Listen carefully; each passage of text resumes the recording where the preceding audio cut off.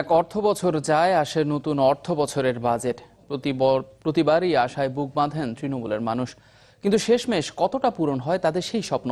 যদিও সুষম উন্নয়নের স্বার্থে গেল কয়েক বছর ধরে জাতীয় বাজেটের সাথে কয়েকটি জেলায় জেলা বাজেট ঘোষণা করছে সরকার। এবার দাবি উঠেছে রাজনৈতিক কারণে দীর্ঘদিন ধরে উন্নয়ন বৈষম্যের শিকার বগুড়া জেলাকেও এর আওতায় আনার। বগুড়া থেকে ফরহাদুজ্জামান শাহির রিপোর্ট। বগুড়াকে বলা হয় উত্তরের প্রাণকেন্দ্র, কিন্তু নগরীর বিভিন্ন সড়ক সহ গ্রামীণ অবকাঠামো লাগেনি কাঙ্ক্ষিত উন্নয়নের ছোঁয়া। খোদ পৌরসভারই প্রায় 250 কিলোমিটার সড়ক এখনো কাঁচা। এই জেলাটি দীর্ঘ সময় যাবৎ উন্নয়ন থেকে বঞ্চনার শিকার। বিশেষ করে দৃশ্যমান কোনো উন্নয়ন নেই বললেই চলে। যে জেলাগুলো খুব একটা উন্নত না, কিন্তু সেই জেলাগুলোতেই বিশ্ববিদ্যালয় করা হলেও বগুড়াতে কোনো বিশ্ববিদ্যালয় করা হচ্ছে না। বাজেটে যদি বগুড়া পৌরসভার জন্য বা আমাদের জন্য কিছু বরাদ্দ বাড়তো বা বরাদ্দ আসতো, তাহলে আমরা হয়তো এই বঞ্চিতের হাত থেকে রক্ষা পেতাম। নাগরিক সমাজের প্রতিনিধিরা বলছেন, বেশ কয়েক বছর ধরেই বগুড়া উন্নয়ন বঞ্চনার শিকার। এর জন্য তারা দায়ী করছেন প্রতিহিংসার রাজনীতিকে।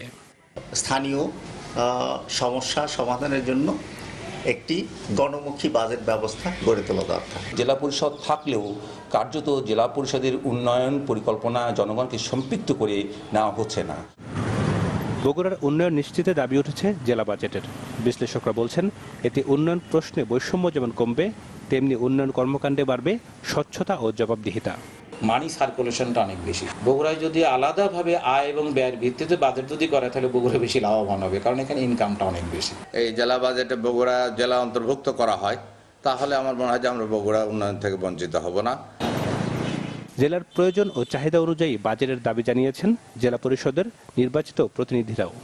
স্থানীয়ভাবে যদি সবগুলো বাজেট যদি আমরা প্রণয়ন করতে পারতাম, তাহলে বগুড়াতে যে পরিমাণে ইনকামের সোর্স আছে, সেই ইনকামের সোর্স এবং সরকারের সহযোগিতা নিয়ে আমরা বগুড়ার চেহারাটাকে আরো সুন্দর করতে পারতাম।